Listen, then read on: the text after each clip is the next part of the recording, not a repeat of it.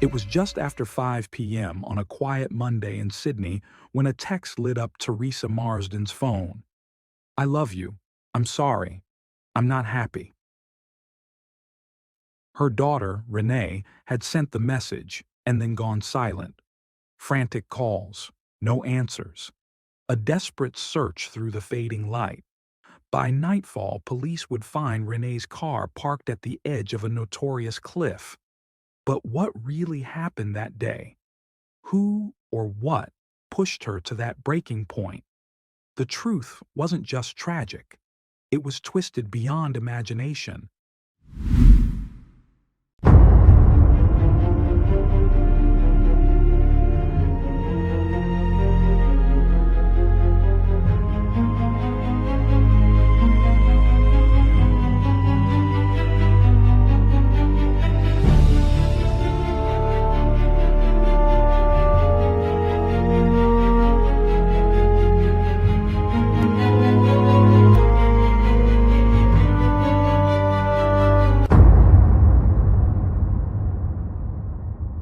If you're a fan of true crime and criminal investigations, you won't want to miss our new book, The Ultimate Book of Serial Killers: 180 Files of the World's Most Notorious Murderers, now available on Amazon.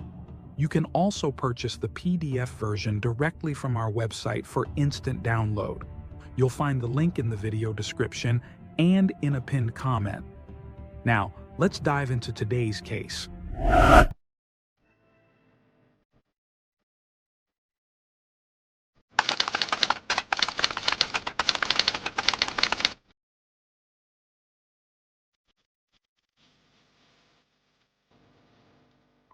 Renee Marsden was born on October 15th, 1992 in Sydney, New South Wales, a vibrant metropolis known for its stunning harbor and iconic opera house. She was the daughter of Teresa and Jaime. But when Renee was just 2 years old, her parents separated. Life changed course once again when Teresa met a man named Mark Marsden. By the time Renee was 6, she and her mother had moved in with Mark, and in the year 2000, Teresa and Mark were married. Together, they built a new family. Teresa and Mark had 3 more children: Luke, Jake, and Monique, Renee's younger half-siblings. The household was described as close-knit and affectionate, where Renee thrived surrounded by the warmth of a loving family. Her bond with her mother Teresa was particularly strong. When she turned 18, Renee made a significant decision. She legally adopted the last name Marsden, taking on the surname of the man who had raised her. At that point in her life, Renee was a bright and outgoing young woman, known for her cheerful personality, kindness, and infectious smile. Friends and family described her as warm-hearted and socially active, someone who left a positive mark wherever she went. Renee had maintained a long-standing friendship with a girl named Camilla Sidan, a classmate from her early school years. However, their relationship grew increasingly complicated during adolescence. Tensions rose, and there were instances of conflict, some even physical. Renee confided in her mother that Camilla had once pulled her hair and struck her, a moment that left her afraid. Despite this, the complexities of their friendship persisted. Camilla was known to be possessive, particularly with Renee. Over time, whispers surfaced about a brief romantic involvement between the two, but nothing was ever confirmed officially. Eventually, their bond weakened, but the distance didn't last forever. Years later, the two reconnected and grew close once again. As Renee stepped into adulthood, she pursued training as both a receptionist and a hairdresser, eventually dedicating herself to the latter. She was described as diligent, joyful, and eager about her future. She even shared plans of moving out to live with a cousin. Her life appeared to be unfolding with optimism and clear goals. Around 2008, while working at a beauty salon, Renee met a young man named Angus Jong. He had been drawn in not just by the salon's services, but by Renee herself. His visits became frequent under the pretense of regular haircuts. Their connection deepened, and soon they began dating. Their relationship was passionate and fast-moving. The couple even created a written contract outlining their future together, 4 children and a Labrador. Angus would later recall those days as the best of his life. But in April 2010, their romance hit a devastating turn. Renee discovered a series of text messages that hinted at a possible betrayal. Angus denied any infidelity, but Renee, hurt and heartbroken, chose not to believe him. She ended the relationship, a decision that left her emotionally shattered. Weeks passed, and Renee was still visibly distressed. Then came an unexpected twist. Camilla, noticing her friend's emotional pain, offered a solution. She told Renee she wanted to introduce her to someone, a 24-year-old man named Braden Spittery. According to Camilla, she had dated Braden long ago, but their relationship had ended and they had remained on friendly terms. That was enough for Renee. She didn't question it. Camilla showed Renee a photograph of her with Braden, and Renee expressed interest. Shortly after, Camilla provided Braden's phone number and social media handles.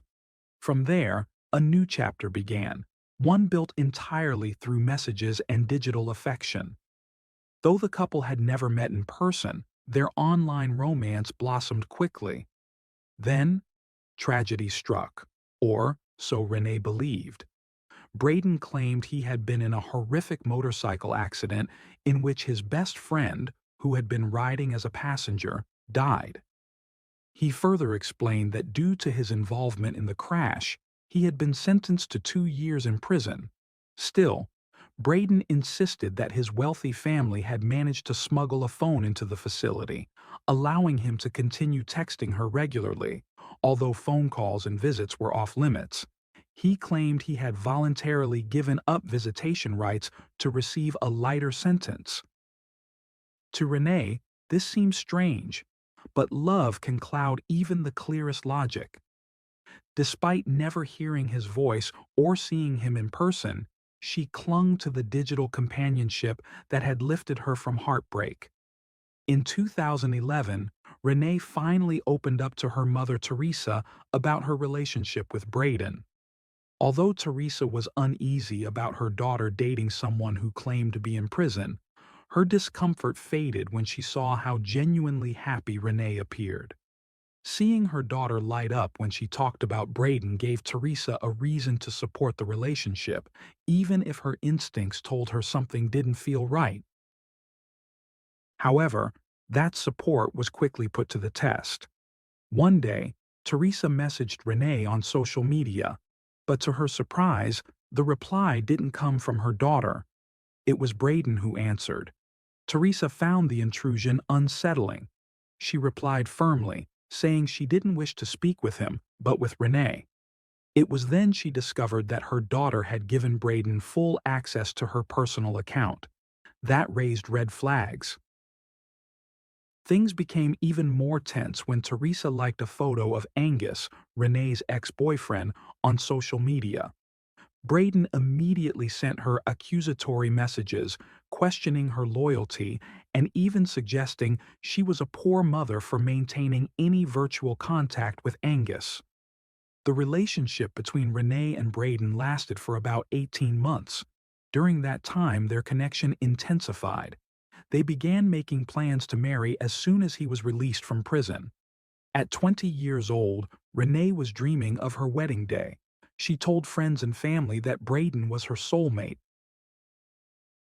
In January 2012, so convinced was she of their future together, Renee went to a tattoo parlor with Camilla and had Braden's name inked across her chest. But soon after, things started to unravel. Braden's behavior shifted. He became increasingly jealous and possessive. Renee, once joyful and open, grew distant and uneasy. Still, when Braden told her that he would be released in August that year, her hope was rekindled. But when the date arrived and he wasn't released, Renee was devastated. According to sources close to her, the emotional weight was so heavy that she reportedly attempted to take her own life by overdosing on pills. It was a terrifying moment for her family. Teresa and Mark saw how fragile she had become and encouraged her to end the relationship. Renee eventually agreed. She decided to walk away from the relationship with Braden and rebuild her life. Shortly after, she started dating a co-worker named Ian, a man 12 years her senior. The relationship seemed promising until once again, Braden's presence resurfaced.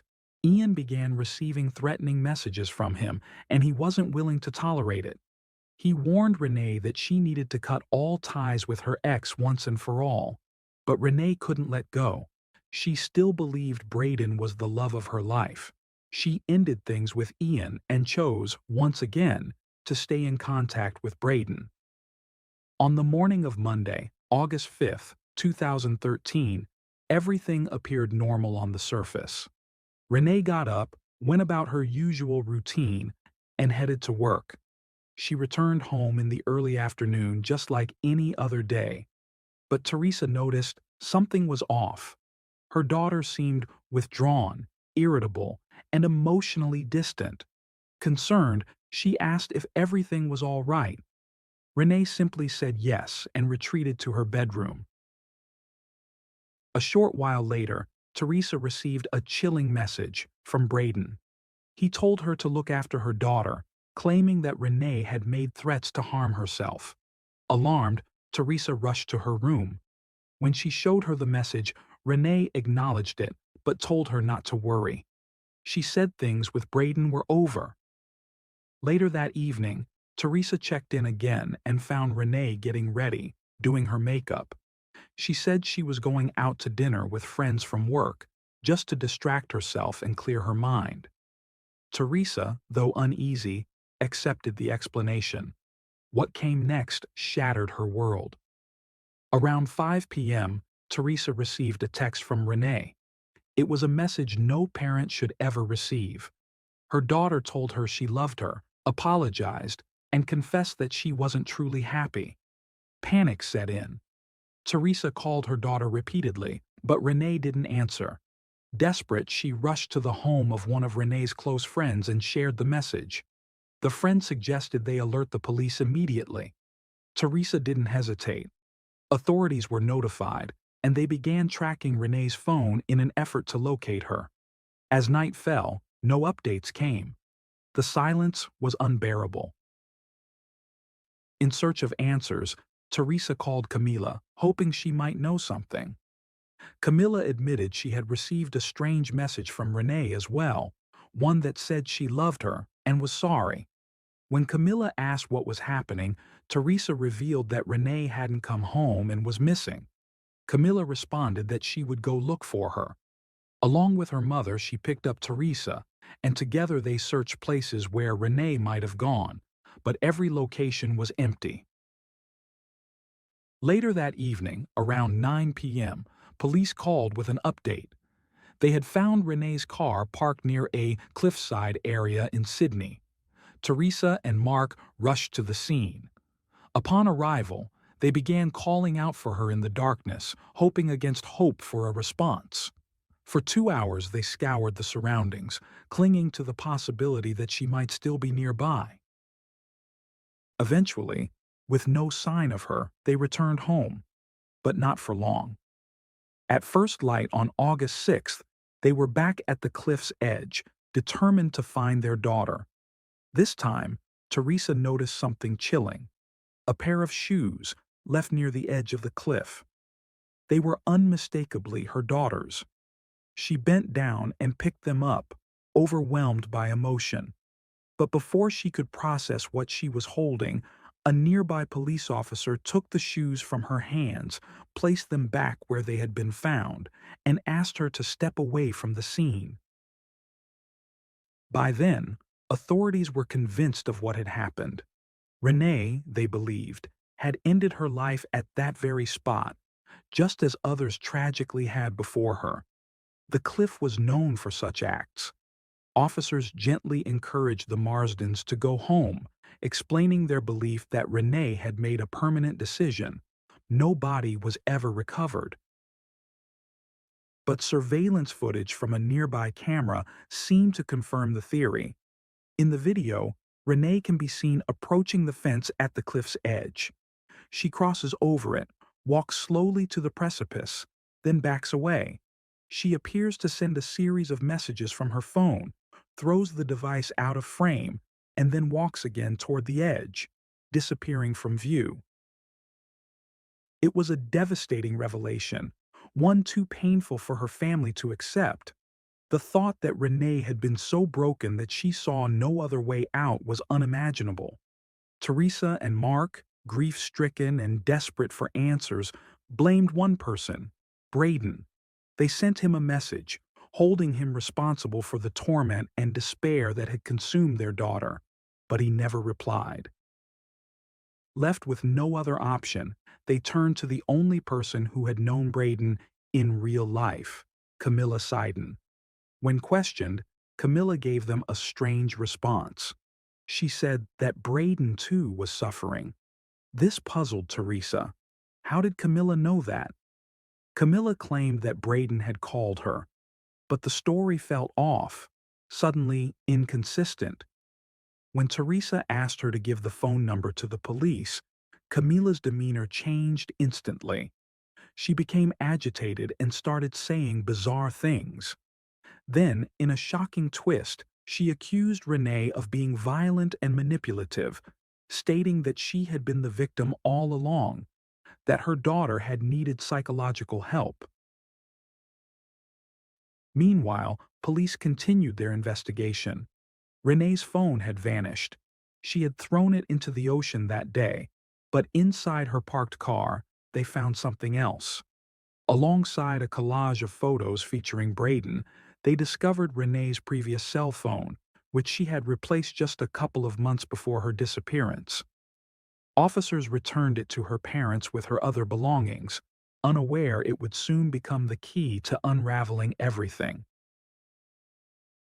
Luke, Renee's 13-year-old brother, had a friend with some tech skills. Together, they managed to access the old device using a software tool. What they found was astonishing. More than 11,000 text messages exchanged over a 3-month span, from March to June of 2013. There were messages between Renee and Braden, as well as between Renee and Camilla. Mark, determined to make sense of the data, started analyzing the messages. He created a spreadsheet and began cross-referencing the times and dates. That's when something strange emerged.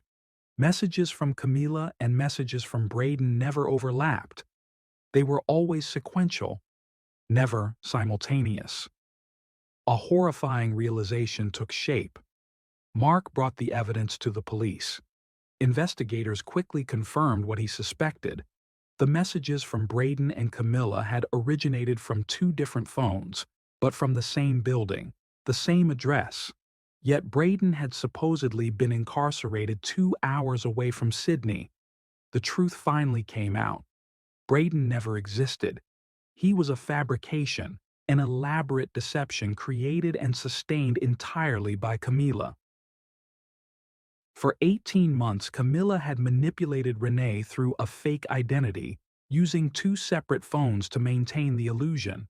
Why would someone go to such extreme lengths? What could possibly motivate a person to emotionally torment someone they called a best friend? Family members, friends, and others close to the 2 young women began to speak out. Many recalled Camilla's obsessive behavior, how she would call Renee repeatedly, sometimes up to 20 times in under an hour. In the months leading up to her death, Renee had started to distance herself from Camilla. She confided in Teresa that she was tired of the emotional manipulation, of the constant dominance Camilla tried to exert, so she decided to end their friendship once and for all. The final act may have been Camilla's revenge. On August 5, 2013, the very day Renee vanished, Camilla sent one final message to her, once again pretending to be Braden. The message was brief and devastating. He was ending the relationship. That digital heartbreak triggered a chain of 91 messages exchanged between them that day. Messages investigators later confirmed, but their content remains a mystery to this day. What is known is that Renee, in a moment of desperation and confusion, called the prison where she believed her boyfriend was incarcerated. But unsurprisingly, there was no record of any inmate named Braden. No one by that name existed in the system. As the Marsden family and the police continued to piece together the timeline of events, their focus returned to Camilla. When first confronted, she denied any involvement, but the mountain of digital evidence, the message logs, the phone records, the surveillance footage, began closing in. Still, Camilla had taken steps to cover her tracks.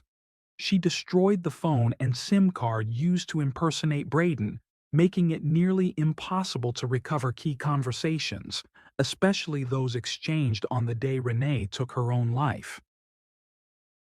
Despite the technological obstacles, law enforcement ultimately reached a disturbing conclusion.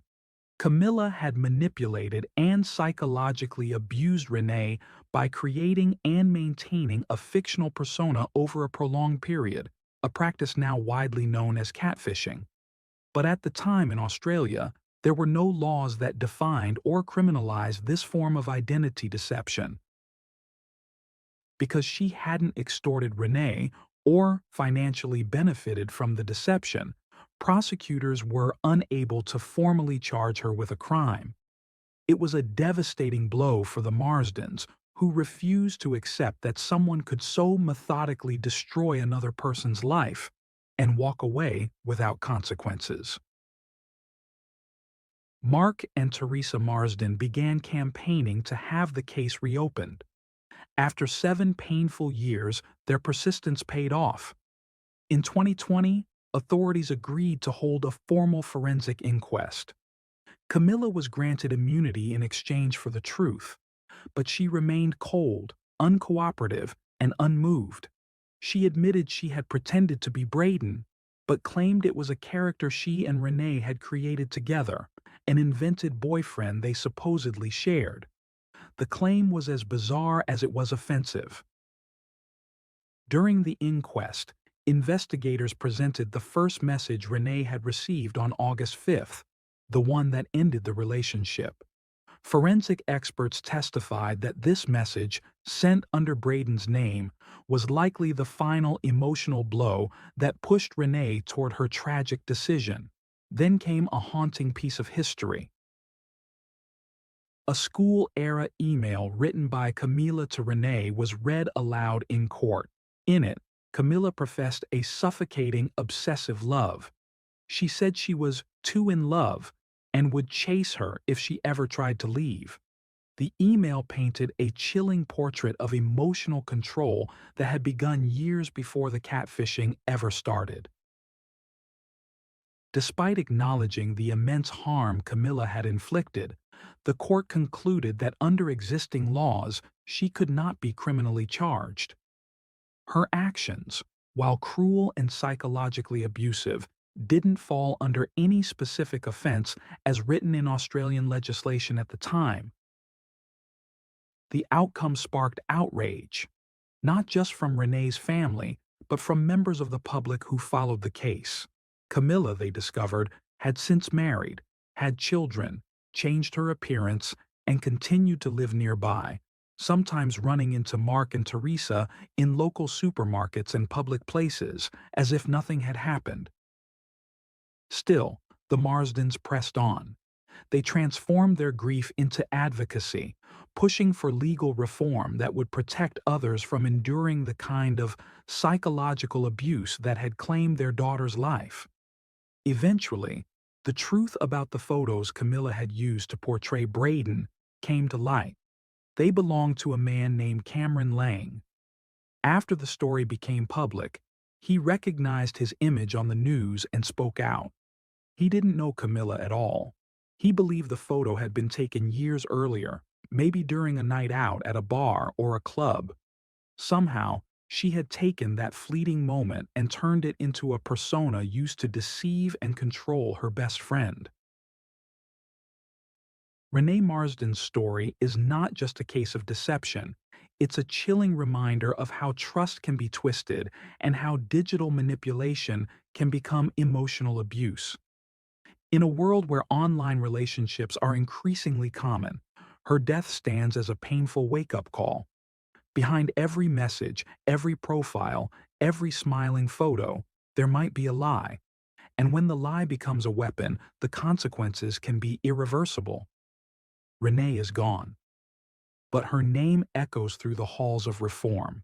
Her story continues to ignite conversations around emotional coercion, psychological control, and the urgent need for legislation to keep pace with modern abuse. Because no one should suffer in silence, and no one should be destroyed by a friend hiding behind a screen.